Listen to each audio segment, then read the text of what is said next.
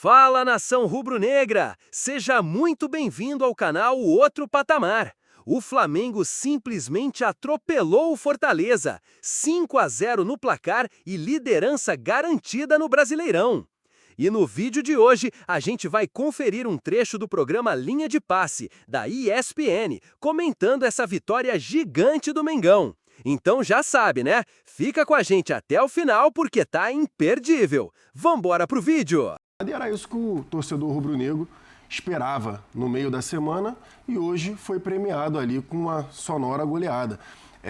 O Fortaleza, no primeiro tempo, tentou marcar um pouco, tentou sair um pouco mais, aí o Flamengo começou a envolver pelo lado esquerdo, Alexandro chegando muito bem à linha de fundo, junto com Cebolinha.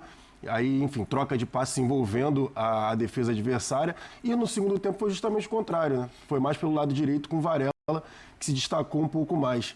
Então, era esse tipo, sim, de apresentação que a torcida do Flamengo esperava. Gustavo Zupac, Diga lá. você acha que o mau desempenho na primeira semana teve efeito, no caso, hoje, positivo? Acho que sim, Plihal. Boa noite, companheiros, boa noite ao fã de esportes. Embora esse venha sendo um padrão, né? É um Flamengo, e é difícil, acho que a grande questão, e nem o Felipe tem essa resposta, nem sei se ela existe de maneira mais objetiva. Por que é um time tão bipolar nas duas competições que são concomitantes, assim, né? Elas estão paralelas e o Flamengo ele é diferente em termos de rendimento contra adversários, às vezes, de nível similar, né? O Juventude não é dos piores times do Campeonato Brasileiro, mas contra times também fracos na Libertadores, você viu jogos diferentes, né? O Corinthians foi um time muito frágil contra o Flamengo no Maracanã, o Fortaleza foi um time muito frágil contra o Flamengo no Maracanã e o Flamengo fez o que se esperava. O Deportivo Táchira, o Central Córdoba também são times frágeis, se colocaram como times frágeis nesse jogo do Rio de Janeiro. O Flamengo não conseguiu, né? Contra a LDU foi bem. Então é um Flamengo muito bipolar e nem o Felipe, imagino, saiba explicar o porquê que é assim. Mas hoje a gente viu um Flamengo mais compatível com o que a gente espera. E eu gostei muito do volume ofensivo de jogo do Flamengo, as combinações sempre muito verticais, envolvendo as linhas de marcação do Fortaleza, levando o time sempre muito para frente. E a gente, claro, vai falar mais um gol do Arrascaeta, artilheiro do campeonato, ele que tinha jogado muito mal no meio de semana, mas individualmente a gente viu meio de semana o Léo Pereira fazer um belo gol, hoje Léo Ortiz dando uma assistência brilhante, com recurso técnico, os dois zagueiros, o Everton Araújo, jogador muito elogiado pelo Felipe, pelo poder de marcação, a gente viu nos melhores momentos, ele dando uma bela assistência para o Varela quase marcar um gol. E aí ele fez um gol de chegada na área, que não é característica dele.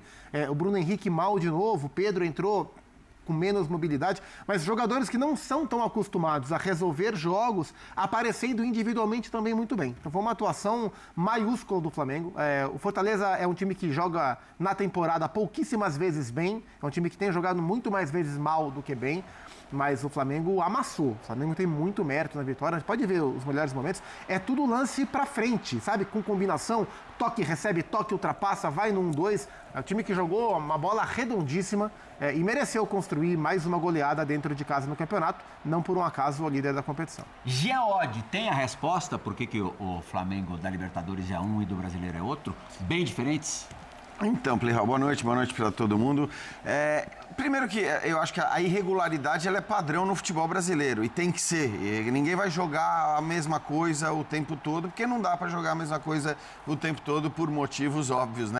Muito jogo o tempo todo, jogos valendo. Então, acho que assim, é normal que você jogue mais num momento, menos no outro. No caso do Flamengo, evidentemente, chama atenção o fato de que os piores jogos tenham sido os jogos da Libertadores, que até poderia ser tratada, né? Embora não tenha sido isto anunciado pelo Flamengo, pelo contrário, poderia ser tratada como prioridade. Eu acho que talvez na Libertadores uma certa soberba poderia justificar essa postura. Assim. O Flamengo, é bom dizer, ao contrário de temporadas anteriores, o Flamengo disse antes do início dessa temporada que o Campeonato Brasileiro, é claro que quando fala vai ser prioridade, não quer dizer que você vai ser prioridade em detrimento da Libertadores, mas quer dizer que ela não vai ficar atrás da Libertadores. E para olhar o copo meio cheio, eu acho que é isso. É um Flamengo levando muito a sério um campeonato que tem que ser levado muito a sério pelo Flamengo desde sempre. Eu sempre defendi a tese de que quem tem o melhor elenco de qualquer campeonato, cara, tem que olhar para o campeonato nacional, para a liga por pontos corridos. E atropelar. E assim, como a sua grande... Como quem diz, neste campeonato, se eu jogar ao máximo, ninguém ganha de mim. E acho que era isso que faltava para o Flamengo nas temporadas anteriores. Dessa vez a gente está vendo o Flamengo jogar tudo no Brasileiro, jogar menos na Libertadores. A notícia boa é, jogou menos, passou. Vamos ver o sorteio de amanhã, o que vai dizer para a Libertadores. Mas, de qualquer maneira, encerrar metendo 5-0 essa primeira parte de Campeonato Brasileiro, eu acho que é muito positivo. Não só para depois, para a volta do Brasileiro, quando o Flamengo pode ser líder, mas também para o Mundial, porque vai com confiança. Sobre isso que você falou, sobre como encarar o Campeonato Brasileiro e também levar a Libertadores, que é um objetivo indiscutível e inegável, o que é estranho, curioso, né? Estranho do ponto de vista da gente não conseguir entender, é que, principalmente a partir do momento que a fase de grupo se tornou perigosa para o Flamengo, os jogos, na hora, naquele instante, ganharam um aspecto de decisão que as partidas do Campeonato Brasileiro não têm. Sim. Ok, teoricamente, todos os jogos do Campeonato Brasileiro valem a mesma coisa, todos eles são importantes no sentido de ganhar ou perder o troféu. Mas esse ambiente de jogo decisivo, ele só está instalado em algumas partidas e na reta final, quando tem dois concorrentes, às vezes Você acha três. que esse caráter decisivo do jogo pode dar uma travada no time? Alguma coisa está acontecendo. Tem uma coisa, né, André? Se a gente olhar, o Flamengo não jogou, acho que uma partida bem na Libertadores. Então, Contra a LDU. Contra a LDU. A LDU na volta. Agora, mesmo, sei lá, o jogo contra o Tátira fora, que se não me engano foi o primeiro. Ganhou no fim. O Azero tomou a bola na trave no último instante. E não tinha Se o não caráter fosse Felipe decisivo, Luiz, era né? Eu acho que assim, essa é a coisa. Não dá também para afirmar que é só o caráter decisivo. Eu até acho que isso que o André falou, a gente viu em alguns momentos do jogo contra o Tátira, notadamente nos 10 minutos finais, que ali tinha até uma tensão e um nervosismo. Mas os primeiros jogos do Flamengo na Libertadores não eram, de maneira alguma, jogos com caráter decisivo, porque a gente nem dizia, né, que o Flamengo ia ter qualquer dificuldade para se classificar ou até mesmo para ficar na primeira colocação. Então, é difícil. Acho que assim, muitas vezes a gente procura resposta para tudo, mas como disse o Zupac, o próprio Felipe Luiz não deve saber o porquê dessa diferença tão grande. Mas, assim, a primeira parte da temporada, se é que dá para chamar isso de primeira parte, se encerra muito bem para o Flamengo, porque com grandes chances de terminar na liderança do Campeonato Brasileiro e indo para o Mundial cheio de confiança. É um time que recuperou os lesionados, se classificou, não da forma que gostaria, mas conseguiu se classificar, recuperou os lesionados e pode terminar na ponta do Brasileiro. E tem nos enfrentamentos contra as melhores equipes, o time tem respondido bem. Eu acho que é essa a resposta. Com o desnível técnico. Exato. O que para o Mundial... Assim, por um lado, o Mundial tem o caráter dos jogos de grupo da Libertadores e aí isso pode ser um complicador por essa pressão. Mas, por outro lado, são enfrentamentos no nível técnico mais alto, onde o Flamengo vai jogar contra times que vão jogar e vão atacá-lo também. Isso para o Flamengo é interessante. Conheceu nessa madrugada o seu último adversário. Surpresa, na fase viu? de grupos, o Los Angeles FC. Jogou muito bem contra o América do México, América do Jardine. Derrotou o América por 2-1. O LAFC do goleiro Loris, do centroavante Giroud. Joga ainda, hein? Do centroavante Giroud, do Igor Jesus, volante que era do Flamengo, inclusive, do Marlon, que era zagueiro do Fluminense. Um ponto que me chamou a atenção, e eu estava dando uma olhadinha nos jogos recentes do Flamengo, se a gente tirar o jogo contra o Botafogo, o jogo da volta contra o Botafogo da Paraíba, foi 4-2, time mexido, confronto resolvido. O Flamengo, exceção feita a esse jogo, são 6 jogos seguidos sem sofrer gols. A gente fala muito e hoje, claro, o poderio ofensivo do Flamengo... 4 vitórias seguidas. O poderio ofensivo do Flamengo no jogo de hoje, claro, ele é o assunto principal. O Flamengo amassou o Fortaleza, mas é um time que tem conseguido nesses jogos, através do seu poderio ofensivo, se defender muito bem, né? Então é um time que toma poucos gols, não porque se defende bem através da marcação, obrigatoriamente, mas porque se defende bem incomodando o adversário. E hoje, mais uma vez, teve aí o Fortaleza algumas chances, mas sofreu pouco. Então o Flamengo vai chegar no Mundial com uma defesa muito sólida. Não por acaso, a sua linha defensiva quase inteira convocada para a seleção brasileira. Exatamente. Né? Acho que assim, se você olhar para os zagueiros e para os laterais, hoje o Flamengo tem na sua linha defensiva uma grande força, inclusive do ponto de vista criativo. Tem quantos jogadores, além dos 5 da seleção brasileira, convocados para essa data FIFA? Você tem de cabeça isso? Não, porque o Pulgar estava lesionado, então não sei se ele foi convocado. Teve a questão com o Plata, né? Arrascaeta. A lista do Uruguai já saiu ou não vi? Não vi. Já saiu. Amanhã rezar para na data FIFA tudo correr bem, né? Eu sei que teve a questão do aspecto físico, sempre tem isso. Agora, vem cá, Jailson, será que o Pedro... 2 semanas é uma eternidade no futebol, até a estreia no Mundial. Será que o Pedro vai ser reserva no Mundial? Não sei, porque o Bruno Henrique também não vem vivendo um bom momento, né? O Bruno Henrique hoje teve lá as questões com o árbitro, principalmente, né? Que ele estava reclamando com o árbitro desde o início da partida. Mas nos últimos 2 jogos que o Pedro participou, né? Um pouco mais ativamente, justamente que o Felipe Luiz reclamou com ele depois lá da partida em relação a entregar um pouco mais fisicamente e marcar um pouco mais em cima, hoje o Pedro fez. Ele rouba a bola ali do Zé Wellington e consegue dar o passe de calcanhar para o Luiz Araújo. No jogo anterior a mesma coisa. Então acho que o Pedro ele entendeu o recado do Felipe Luiz e tem se desenvolvido um pouco mais nessa questão do sem bola e de marcar ali um pouco mais à frente. Não tem a mesma mobilidade, né? A mesma mobilidade do Bruno Henrique, obviamente, não vai ter, mas é o cara da posição, é o 9 que o Flamengo tem. Vamos ver se até lá, né, em 2 semanas, se o Pedro agarra a oportunidade de ser o titular de fato. Mas hoje ele ainda é reserva por conta dessas questões sem bola. Foi o que o Felipe Luiz deixou muito claro. São 15 jogos hoje, foi o 15º jogo sem gol. E também tem a questão dele ter voltado agora de uma lesão muito grave, né? Acho que isso a gente tem que sempre pontuar. 15 jogos sem gols para o Bruno Henrique. Muitos deles jogando de centroavante. Então, de fato, é uma fase muito ruim. Vamos ouvir o Felipe Luiz já falando no estádio do Maracanã, ao vivo agora. Você falou tudo. Falou tudo. Conquistamos os títulos que estavam em jogo até esse momento. Estamos vivos em todas as competições. Passamos na Copa do Brasil, passamos na Libertadores.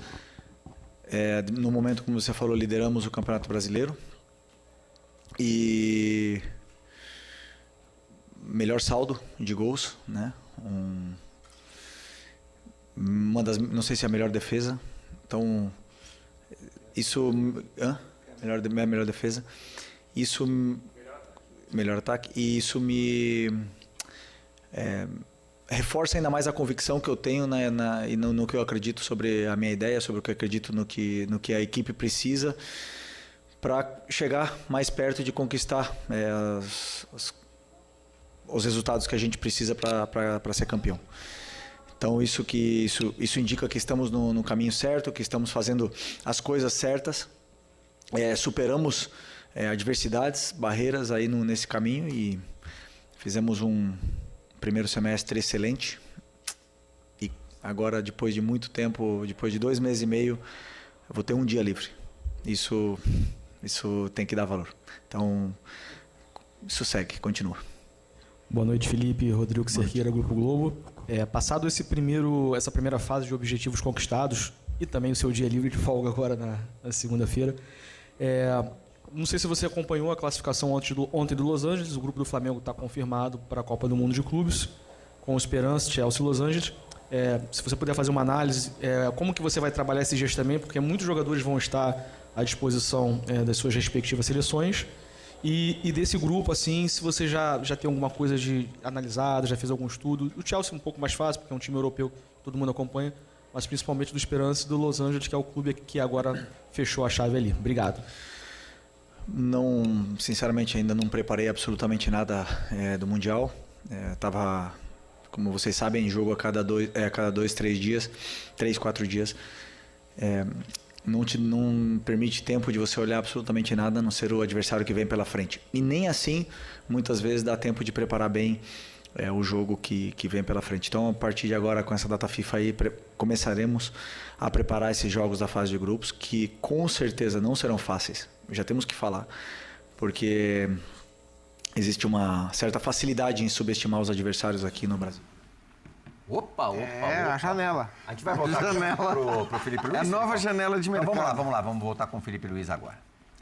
Vamos daqui a pouquinho. Você acertou na mosca o que ele responderia sobre os adversários do Mundial. Mas ele tem respondido isso sistematicamente. E, de fato, é verdade, Felipe. É um cara que ele tem a comissão técnica dele, agora com o Rodrigo Caio, inclusive, e a comissão técnica se debruça nos próximos adversários para frente. Ele pega o próximo adversário quando de fato for, né? E o Flamengo vai começar a estudar. O primeiro jogo é o Esperance, né? Da Tunísia. Esperance, né? A partir de agora, debruçar no grupo do Mundial. Para mim, o Flamengo vai chegar como a segunda força do grupo, mas é um grupo que tem disputa. E eu estou curioso para ver o Flamengo e Chelsea. Acho que tem jogo. embora o Chelsea seja favorito para o duelo, e o Flamengo tem que ficar de olho nos adversários, porque acho que não tem barbada no grupo do Flamengo, não. O Felipe lembrou agora aqueles técnicos de times europeus, que quando a Libertadores terminava no meio do ano, toda vez que cruzavam com algum treinador, já se sabia quem era o campeão da Champions, toda vez que o treinador do time campeão da Champions cruzava um jornalista brasileiro em alguma entrevista coletiva, tinha que responder sobre o time brasileiro, né? Ele falava, infelizmente eu tenho 52 jogos até esse confronto. Pois é, e a gente tem que dizer que nunca foi muito a prioridade deles, talvez uma semana antes. E olha lá. E alguém poderia dizer, sorte sua, né? O time que vai te enfrentar tem mais 100 pela frente. Você tem só 52 jogos. Mas a gente tinha aqui aquela coisa bizarra também de largar tudo esperando o jogo no final do ano, né? Que era o que se fazia. Largar no resto da temporada. Nesse aspecto, né? Assim, o Flamengo chega num ótimo momento. A gente pode discutir como foi a vitória contra o Tátira, como não foi. A campanha na Libertadores não é das melhores, mas é o que o Felipe estava falando e que a gente falava um pouco antes aqui. Se você olhar do ponto de vista de resultados, o Flamengo ganhou tudo que ele podia ganhar de troféu, ele lidera nesse momento o Campeonato Brasileiro, ele está classificado na Libertadores. Melhor ataque, melhor defesa. Melhor ataque, melhor defesa. Primeiro do campeonato. Assim, né? Claro que a gente sabe que existe uma exigência para o Flamengo muito grande em relação ao futebol jogado, como tem que se apresentar nas partidas, mas realmente ele vai para o Mundial muito forte, enquanto a gente sabe os principais candidatos a título, que são os times europeus, chegam já no final de temporada, alguns deles sofrendo bastante. No caso do Flamengo, não está no papel ainda, mas a expectativa gigantesca do Jorginho se incorporar ao grupo para o Mundial. Ele tem questões, ele tem valores a resolver, possivelmente para abrir mão no Arsenal, para poder se apresentar imediatamente no Mundial e fazer parte desse grupo. São vários jogadores experimentados de futebol europeu. O próprio Felipe, o cara com a vivência de Europa muito grande. Inclusive, o Felipe jogou no Chelsea, né? Sim. Ganhou para Berlim. E vai enfrentar... Então, acho que o Flamengo chega com uma bagagem muito grande para esse torneio. E vai ser interessante ver o Felipe preparando o time para enfrentar adversários de escolas tão distintas, né? Um cara com uma carreira tão breve no futebol como técnico, como é o técnico do Flamengo. Daqui a pouco a gente vai... Felipe, Raíza Simplício aqui da Gol Brasil e da revista Placar. Felipe, agora vem o Mundial, né? Mas antes desse Mundial tem uma data FIFA, o Flamengo tem vários jogadores convocados, inclusive tem um deles que está lesionado, que é o Plata, e essa semana a gente viu a nota que o Flamengo soltou em relação a tudo que aconteceu com a seleção equatoriana. Eu queria entender de você o que houve ali em relação ao Gonzalo Plata, qual que é a situação dele hoje. Ontem, o Internacional também soltou uma nota e parece que está passando pela mesma coisa com a seleção equatoriana em relação ao Ener Valencia. Eles também pediram desconvocação, eles negaram, enfim, o Ener também está lesionado. Queria entender o que aconteceu aí e qual que é a preocupação do Flamengo, né, em relação a essa situação. Esse é um assunto que o médico poderá explicar melhor do que eu. Na verdade, o Plata tem uma lesão no joelho, até hoje estava na maca. O jogo é daqui a 5 dias e 4 dias, sei lá, e não existe nenhuma condição de ele poder entrar no campo. Essa é a realidade. Mesmo assim, a seleção está no direito de convocar, de levar ele para lá, e temos que aceitar, mas o que aconteceu é uma situação que o médico tem que explicar. Felipe, Isaac, Flavoz, no início da temporada, teve muita discussão entre prioridade, brasileiro, Libertadores, e você sempre manteve o padrão que era jogo após jogo. Se eu perguntar para qualquer torcedor flamenguista, nesse momento a prioridade deles é que o Flamengo ganhe o Mundial. E o DNA do Flamengo é vencer, vencer, vencer. Minha pergunta é bem direta e até um pouco óbvia. O Flamengo está indo para vencer esse Mundial? Está credenciado para ser campeão? Se sim, por quê?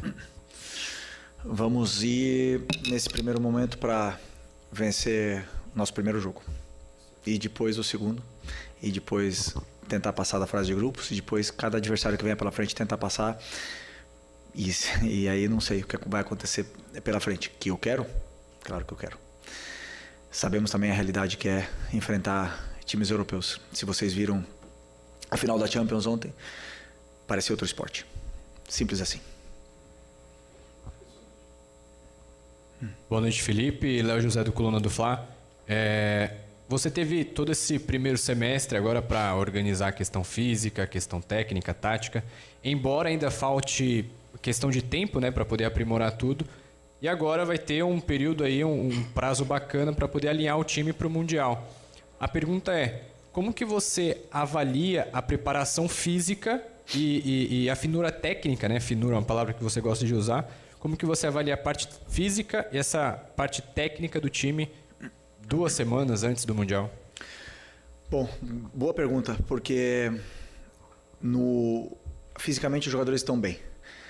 Como eu falei para vocês depois do jogo da quarta-feira, aonde vínhamos de jogar no domingo contra o líder do campeonato até aquele momento, no campo sintético, tivemos 3 dias até o jogo, ou seja, 2 dias, segunda e terça só, para jogar na quarta, até o jogo do Táchira.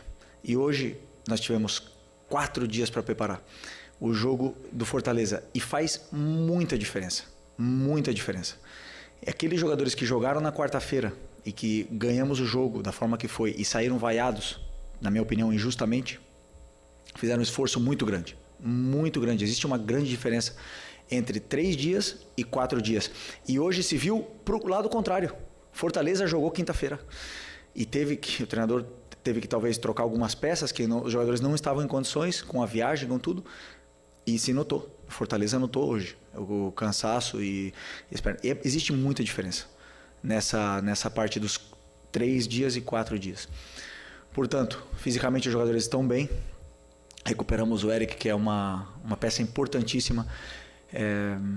E até o Mundial esperamos recuperar todos eles para que estejam disponíveis para poder ajudar a equipe. Então essa é a preparação. Depois, nos detalhes que você falou, na finura, como não existe tempo para treinar, insistir em cima do modelo, só tem tempo para preparar planos de jogo, muitas vezes se perdem comportamentos, detalhes, que se nota no jogo. E isso é uma coisa natural num calendário, onde em 2 meses e meio, sem desculpa, todo mundo tem o mesmo calendário, mas em 2 meses e meio não teve uma semana cheia. Então, se não tem semana cheia, você só prepara o jogo. E aí as coisas, claro, vira isso. Então, estamos todos na mesma situação e vencerá o melhor. Felipe, boa noite. Tá aí, uma parte boa da coletiva do Felipe Luiz. Como é que tá a finura aí? A finura tá em ordem? Tá em ordem. Agora já esteve melhor. É que a minha não, né? Alinhando expectativas de time, da gente, da torcida, como é que uma declaração como essa do Felipe Luiz, técnico de um dos representantes importantes do futebol brasileiro no Mundial de Clubes, de que o que a gente viu ontem na final de Champions é quase um outro esporte, bate? Então, eu acho que é importante os caras falarem jogar real, entendeu? Porque esse medo também de falar sobre as diferenças... então, mais ou menos, né? Mas é normal que seja assim. Cara, basta olhar a história dos mundiais de clube, como foram ganhos os mundiais ou intercontinentais, ou chamem como quiserem, pelos times brasileiros. Como foram ganhos?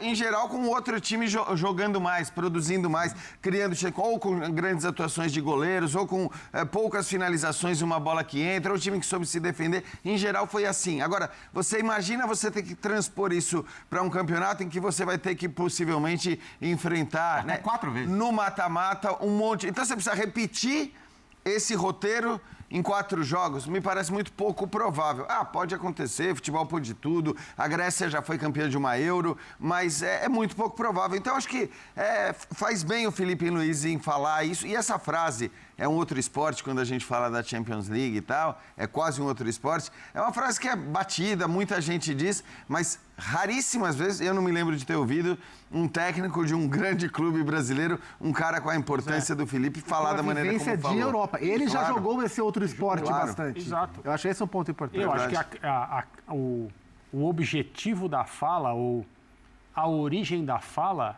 é criticar aquilo que os treinadores e os times não podem fazer porque não conseguem aqui no Brasil. Eu não acho que é uma comparação, então tudo bem, então se você der um pouco mais de tempo para trabalhar, porque a grande diferença do ponto de vista do trabalho dos treinadores do futebol que o Felipe mencionou e o futebol no qual ele opera é o espaço para treinamento. A condição que comissões técnicas têm de fato para trabalhar. É óbvio, a diferença de material humano também é tremenda. Os orçamentos, os nossos melhores jogadores estão lá, não aqui, tudo isso conversa velha. Mas lá dá para trabalhar. Aqui não dá.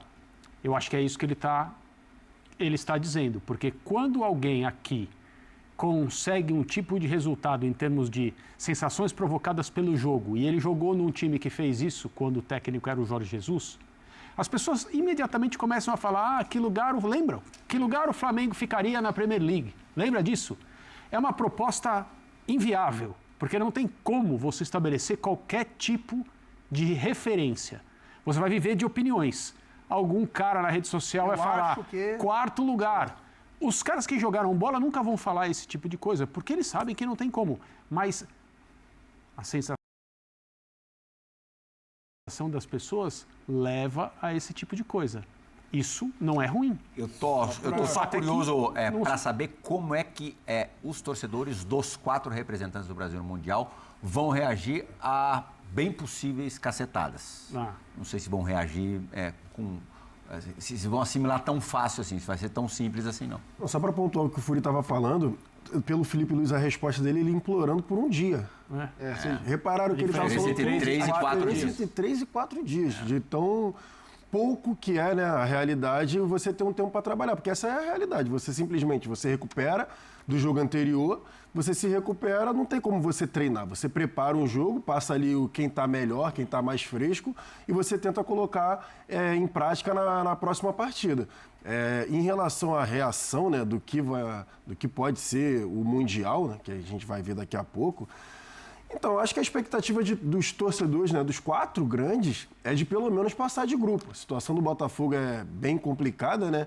É o grupo mais difícil, mas eu acho que a expectativa é pelo menos passar da fase de grupos. Acho que passando da fase de grupos não vai ter tanto assim o desespero ou algum tipo de brincadeira, né, dos rivais e tudo mais, mas eu acho que a expectativa é pelo menos passar da fase de grupos. E assim, aí vai voltar aquele mesmo papo que a gente costumeiramente tem no final das temporadas, quando os mundiais acontecem nos seus diferentes formatos.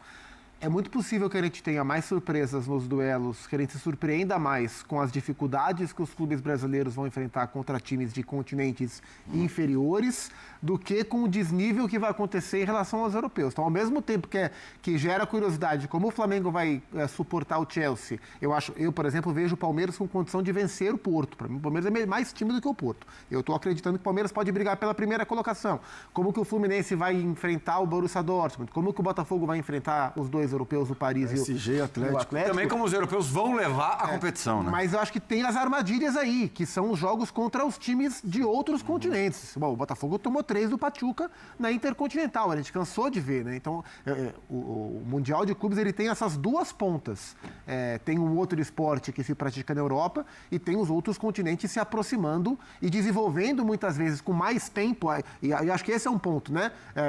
Equipes em outros continentes, às vezes, conseguem trabalhar mais do que os técnicos brasileiros. E mesmo com times inferiores, conseguem ter equipes mais organizadas para vencer, muitas vezes, os times sul-americanos. Passando a régua no jogo do Maracanã, o Fortaleza numa péssima fase, zona de rebaixamento, perdeu no meio da semana, não vence as 6 partidas, mas o Marcelo Paz, CEO do Fortaleza, mais uma vez garantiu apoio, sustentou apoio ao Vojvoda, portanto, o treinador argentino segue no comando técnico do Fortaleza, não cairá e acho que agora a poeira vai dar uma baixada com a parada do Mundial. Acho que esse é o ponto, né? O Vojvoda vai poder trabalhar. O calendário que a gente fala que pesa para todo mundo, como disse o Felipe, pesa mais para o Fortaleza, né? Pelas viagens, pela Copa do Nordeste e tudo mais. E hoje, vamos falar a verdade, quer dizer, jogou contra o Flamengo no Maracanã e era um Fortaleza esfacelado ali, com um monte de desfalques. Então, cara, é até normal você perder por 3-4-0 do Flamengo. Jogou quinta-noite na Argentina. E o Felipe falou... Aliás, cara, o Felipe é demais, né? Porque, assim... Que outro técnico falaria isso? Sim. Pô, ele sente... Em geral, o técnico só usa esse argumento para justificar, né? O time dele joga mal. Depois que perde. Exato. Se não perde, não. Exato. Mais do que uma goleada, o que o Flamengo entregou hoje foi uma verdadeira resposta para a torcida, para os críticos e até para si mesmo. Um time que vinha sendo questionado pela inconsistência, principalmente na Libertadores, mostrou que, quando joga com seriedade, intensidade e coletividade, ninguém segura. O Fortaleza, é verdade, atravessa uma temporada fraca, mas isso não tira o mérito do que o Flamengo apresentou no Maracanã. Um futebol vertical, envolvente e eficiente, digno de quem quer e pode brigar por tudo em 2025. A defesa sólida, os jogadores reaparecendo bem no cenário individual e o coletivo funcionando como há muito tempo não se via. O Flamengo termina essa fase do calendário nacional com moral elevada, confiança lá em cima e sinal verde para sonhar alto no Mundial. O desafio agora é entender por que o mesmo nível de concentração e entrega não aparece em todos os jogos, especialmente nos da Libertadores, e manter esse padrão, independente do adversário. E é isso, nação! Se o Flamengo mantiver esse ritmo, esse foco e essa intensidade, ninguém segura. O recado foi dado, o Mengão está pronto para atropelar onde for, e quem vier pela frente que se prepare. Então é isso, galera. Se curtiu esse papo, mete o dedo no like, compartilha com os amigos rubro-negros e comenta aí embaixo. Esse Flamengo tá pronto para ser campeão de tudo? Não esquece de se inscrever no canal Outro Patamar e ativar o sininho, porque aqui é vídeo direto, sem freio, com opinião quente e sangue rubro-negro na veia. Valeu demais por acompanhar até aqui. E ó, pra cima deles, Mengão! Tamo junto e até o próximo vídeo!